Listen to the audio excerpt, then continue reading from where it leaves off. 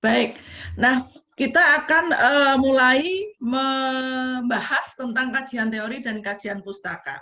Kajian teori dan kajian pustaka itu sangat diperlukan dalam sebuah penelitian atau sebuah tulisan. Kenapa? Karena agar tulisan kita itu menjadi ilmiah, ya, agar tulisan kita menjadi ilmiah, agar tulisan kita itu tidak subjektif, karena tidak pendapat kita sendiri, maka perlu didukung oleh pendapat-pendapat orang lain. Apalagi pendapat ahli atau pendapat orang yang memang sudah biasa menggunakan suatu teori atau suatu konsep ya dari itu gitu. Nah, jadi teman-teman kita akan lihat bagaimana kajian teori dan kajian pustaka dalam sebuah penelitian atau tulisan. Nah, apa bedanya kajian teori dan kajian pustaka? Ini teman-teman harus perhatikan dulu.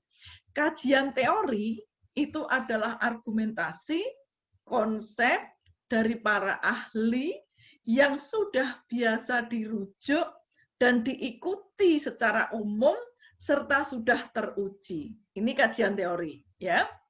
Konsep, argumentasi dari para ahli yang sudah biasa dirujuk dan diikuti secara umum serta sudah teruji. Terujinya bagaimana? Karena sudah sering dirujuk tadi, gitu. Nah, teori kita pakai untuk menganalisis pembahasan hasil best practice atau tulisan ilmiah atau penelitian. Jadi yang namanya tulisan ilmiah, baik itu best practice itu praktek terbaik, ya, penelitian maupun makalah, ini boleh menggunakan teori-teori untuk mendukung pendapat kita agar pendapat kita itu menjadi ilmiah. Begitu. Nah, sementara kajian pustaka itu adalah review penelitian sejenis, penelitian terdahulu yang sama temanya dengan penelitian kita, bisa itu sudah diteliti oleh orang lain maupun oleh kita sendiri. Misalnya saya meneliti tahun 2017 tentang konstruksi sosial gender di kalangan milenial misalnya. Nah, sekarang ada orang ingin melakukan lagi konstruksi gender di kalangan keluarga milenial, maka boleh merujuk tulisan saya itu atau saya sendiri akan merujuk ke tulisan saya sendiri. Nah, bagaimana tentang kajian pustaka? Bisa masih dalam bentuk PTS, penelitian tindakan sekolah, atau PTK, penelitian tindakan kelas, atau penelitian yang lain, skripsi, tesis, disertasi, ya, atau buku, atau jurnal, atau makalah dalam bentuk seminar, atau sudah diunggah di dalam website yang terpercaya. Jadi macam-macam ini boleh dijadikan sumber untuk dikutip. Anda saya kenalkan yang namanya PTS, nanti suatu saat Anda akan bicara tentang PTS dan PTK. Kemudian jurnal ilmiah, makalah, skripsi, tesis, disertasi, web terpercaya, semuanya bisa dijadikan rujukan untuk tinjauan pustaka atau kajian pustaka. Kajian pustaka gunanya untuk mendudukkan posisi penelitian kita atau best practice kita atau tulisan kita. Artinya, ketika kita mereview penelitian orang lain, maka kita akan ngerti bahwa oh, posisi penelitian kita ada di sini loh.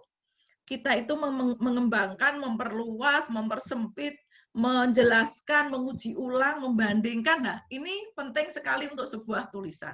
Terutama untuk penelitian, ya, terutama untuk penelitian. Karena apa? Karena penelitian ini nanti akan terlihat bahwa penelitian ini posisinya ada di mana. Nah, baik dalam bab 2 itu disebutkan tentang kajian teori dan kajian pustaka. Tadi sudah saya katakan teori untuk menganalisis hasil penelitian. Teori juga dijadikan acuan untuk menyusun instrumen penelitian. Kalau Anda kesulitan menyusun instrumen, ketika Anda membaca teori, maka Anda bisa menemukan ide, oh, dalam teori disebutkan seperti ini, kalau gitu ini harus ditanyakan. Nah, gitu. Misalnya, kita membaca tulisannya Hildegard misalnya ya. Hildegard mengatakan bahwa nilai anak laki-laki lebih tinggi dibandingkan nilai anak perempuan dalam keluarga Jawa. Oh, kalau gitu nanti aku akan menanyakan ini kepada responden saya, gitu. Jadi dari teori itu bisa juga untuk menyusun instrumen. Teori dijadikan dasar untuk menarik simpulan, menganalisis hasil penelitian. Teori akan dipakai dalam sebuah penelitian diperoleh dengan mengidentifikasi variabel fokus masalah atau variabel dalam judul penelitian. Nah, nanti kita akan contohkan fungsi kajian teori sekarang ya. Jadi yang catatan terakhirnya adalah catatan terakhir di sini adalah yang penting bagaimana menentukan teori. Bisa dianalisis dari judulnya, bisa dianalisis dari masalahnya, atau variabel-variabel yang ada dalam judul dan dalam masalah. Nah, kita lihat fungsinya. Fungsi kajian teori merupakan kajian terhadap satu atau beberapa teori digunakan sebagai pisau bedah untuk menganalisis penelitian atau kajian tulisan kita atau best practice kita. Best practice kita itu pengalaman terbaik. Anda punya ide tapi tidak meneliti tapi mempraktekkan. Nah, itu best practice.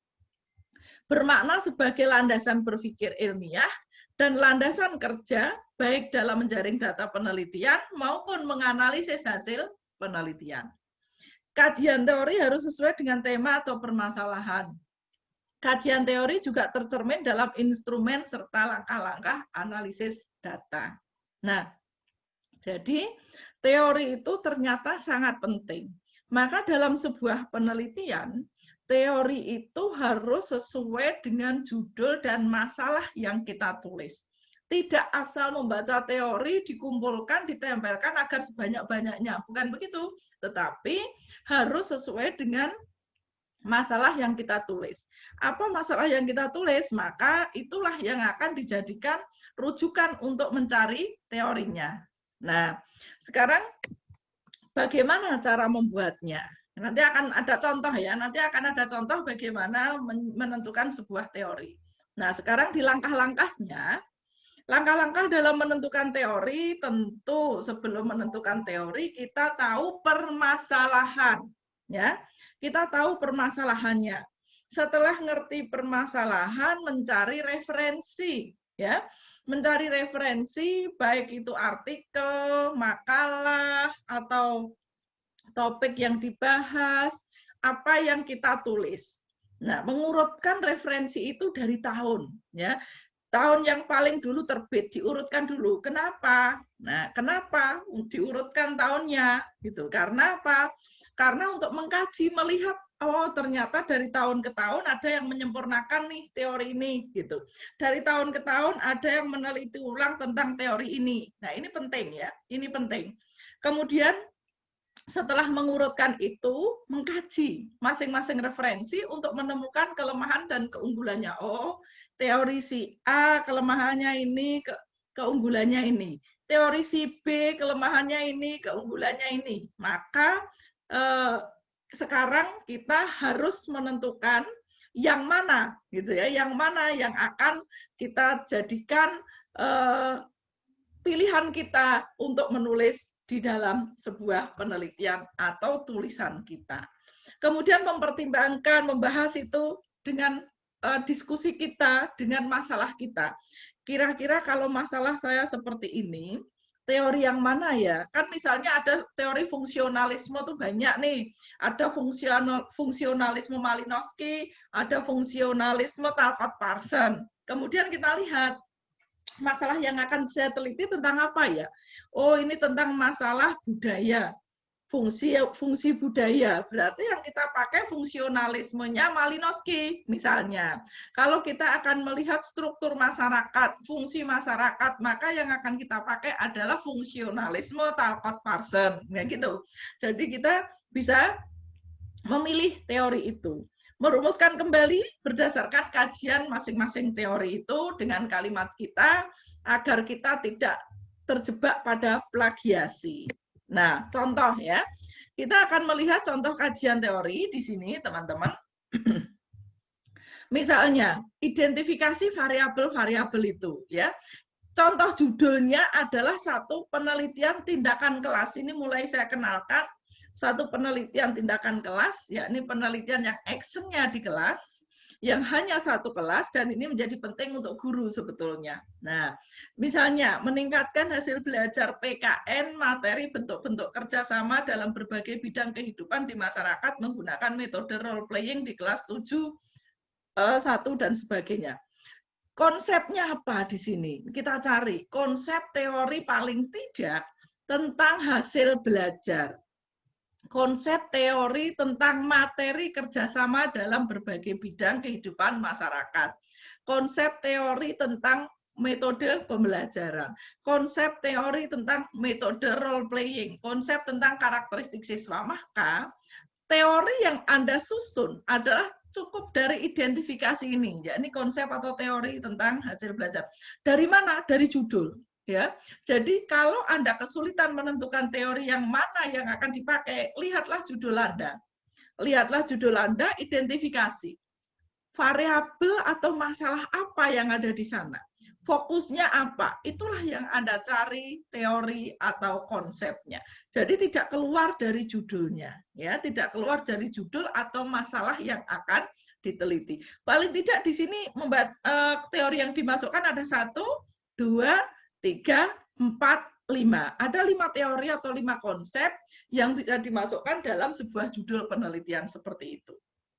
Nah, kemudian contoh lain ya, contoh lain ini saya kutip dari miliknya Dr. Nini Kristiani, ini seorang guru, seorang pengawas senior ya. Judulnya adalah ini, Suarvirtis terpropan dongkrak KI digital. Jadi Suarvirtis itu apa? Anda mesti bertanya-tanya kan, terpropan itu apa? KI itu apa? Nah, KI itu karya inovatif. Suarvirtis ini adalah, nah ini, swalayan virtual gratis. Terpropan itu apa? Terprogram. Nah ini aneh ya, kita aneh melihat hal yang aneh begini, tapi kita bisa melihat, oh ternyata yang dimaksud itu identifikasi fokus atau variabelnya. Dari judul tersebut teridentifikasi Suarvirtis. Apa itu Suarvirtis? Ternyata swalayan virtual gratis. Berarti paling tidak Anda akan menguasai tentang aplikasi-aplikasi virtual. Terpropan, terprogram, dan terpantau. Berarti akan mencari konsep-konsep itu. Kemudian karya inovatif digital, KI digital. Nah, dari itu, maka teori yang harus ada paling tidak adalah tentang teknologi digital, tentang pembimbingan dan pelatihan, tentang transformasi layanan pendidikan, misalnya gitu ya, tentang budaya mutu guru di era digital, pengembangan profesi guru. Nah, jadi paling tidak dari judul ini Anda bisa menentukan. Anda perhatikan ini, nanti akan ada tugas bagaimana Anda membuat judul penelitian Anda, kemudian mulai mengidentifikasi variabel-variabel di situ dan kira-kira teori atau konsep apa yang harus ada dalam penelitian Anda. Baik, nanti bisa kita diskusikan. Nah, yang berikutnya adalah tentang kajian pustaka. Kajian pustaka itu apa? Review penelitian terdahulu yang sesuai dengan tema atau penelitian yang sedang dilakukan. Hasil-hasil penelitian tersebut dikaji, kemudian dibandingkan dengan penelitian yang sedang dilakukan, apa kesamaannya, apa perbedaannya. Apakah posisi penelitian kita itu sebagai pelengkap, apakah sebagai pembanding, apakah sebagai menguji ulang, memperluas, mempersempit, atau sebagai apa sehingga penelitian kita jelas tidak plagiat. Nah, kemudian gunanya kajian pustaka untuk menunjukkan posisi penelitian yang sedang kita lakukan. Jadi ini mereview penelitian terdahulu, kemudian membandingkan agar diketahui bahwa posisi penelitian kita itu sebagai apa. Nah, teman-teman bisa mendapatkan itu dari skripsi, dari tesis, dari disertasi, dari jurnal, dari buku, dari web terpercaya, ya. Semuanya boleh, semuanya bisa didapatkan dengan cara membaca, ya, dengan cara membaca. Baik, teman-teman, kita lanjutkan. Nah, fungsinya untuk apa? Fungsi kajian pustaka. Fungsi kajian pustaka adalah sebetulnya untuk mendudukkan posisi penelitian kita, untuk menentukan bobot penelitian kita. Nah, jadi suatu penelitian atau tulisan, ya, tulisan kajian atau penelitian, itu akan menjadi berbobot ketika kita justru menemukan pembandingnya. Karena kalau tidak menemukan pembandingnya kan susah. Kita ditanya, kita tunjukkan satu benda, ini besar atau kecil. Nah, kalau sendirian, kita kan nggak bisa mengatakan itu besar atau kecil, gitu. Ini berbobot atau tidak, ini berkualitas atau tidak, mesti harus ada pembandingnya. Nah, itulah gunanya mereview kajian terdahulu, penelitian terdahulu, untuk menunjukkan kedudukan penelitian kita, untuk menentukan bobot penelitian kita, agar penulis tidak terjebak pada argumentasi yang sempit, gitu ya. Penulis menentukan permasalahan atau topik mungkin menjadi lebih bermakna, mungkin menjadi lebih baik, karena setelah membaca penelitian yang terdahulu kita bisa memperbaiki. Peneliti mungkin penulis bisa meletakkan penelitiannya itu mungkin sebagai, oh saya ini berarti sebagai penyempurna. Penelitian saya ini sebagai pelengkap. Penelitian saya ini mengembangkan. Penelitian saya ini membandingkan atau menguji ulang, ya. Atau mempersempit, memperluas dari penelitian yang terdahulu. Nah, bagaimana cara membuatnya? Hampir sama dengan kajian teori, ya. Hampir sama dengan kajian teori. Artinya kita sudah ngerti dulu tujuan dan permasalahannya, kemudian mencari hasil penelitian yang sudah ada, baik masih dalam bentuk penelitian, dalam bentuk skripsi, dalam bentuk artikel, dalam bentuk tesis, dalam bentuk disertasi, atau sudah ditulis dalam buku, semuanya boleh dirujuk. Kemudian kita urutkan hasil-hasil penelitian yang setema dengan kita, kemudian dikaji masing-masing penelitian itu, kemudian membandingkan antara hasil penelitian satu dan penelitian yang lain, kemudian ditemukan perbedaan dan persamaannya. Kemudian menentukan kedudukan penelitian atau kajian yang akan dilakukan terhadap penelitian yang lain itu seperti apa kedudukan kita. Nah, contoh ya, dari tadi judulnya yang Svarfitis terprogram tadi, paling tidak peneliti harus membaca hasil penelitian mengenai transformasi layanan menuju era digital ya, dari jurnal, dari yang konvensional ke era digital. Ya, ini dari era yang yang non digital ke era digital, baik dari jurnal maupun dari buku, makalah, semuanya boleh dirujuk. Hasil penelitian mengenai dampak positif teknologi digital pasti ketemu. Hasil mengenai dampak negatif pasti ketemu. Hasil misalnya membangun budaya mutu pasti ketemu, dicari. Hasil penelitian mengenai peningkatan mutu guru banyak banget. Hasil penelitian tentang dampak pemberian bimbingan dan laitan banyak banget. Nah, jadi ini kira-kira yang akan kita teliti, akan kita baca, kemudian disesuaikan dengan judul kita. Nah, baik. Nah, sekarang tentang kerangka teori. Nah, kalau kita berbicara tentang kerangka teori itu harus yang lebih sederhana, bisa dipahami, ya, bisa dipahami dan tidak menjadi ruwet tentunya, ya, tidak menjadi ruwet, justru cukup sederhana. Misalnya kita mau meneliti apa sih, hasilnya apa yang kita harapkan? Oh, hasil yang ingin kita harapkan adalah hasil belajar siswa meningkat sesuai dengan kriteria ketuntasan minimal. Kalau gitu guru harus punya treatment. Nah, kondisi awalnya seperti apa? Kondisi awal guru melakukan penelitian pembelajaran seperti biasa. Kemudian hasil belajar siswa masih di bawah KKM. Nah, ternyata setelah kita memberi treatment atau tindakan, guru menggunakan metode role playing misalnya dalam beberapa kali siklus atau pertemuan, ternyata kondisi akhirnya sudah bagus, hasil belajar siswa meningkat sesuai dengan KKM. Nah, ini contoh kerangka berpikir. Nah, teman-teman, kita akan mendiskusikan ini, jadi teman-teman boleh nanti mendiskusikan, karena kita akan mulai bagaimana caranya membuat kajian pustaka, bagaimana caranya membuat kajian teori, bagaimana caranya membuat kerangka berpikir. Nah,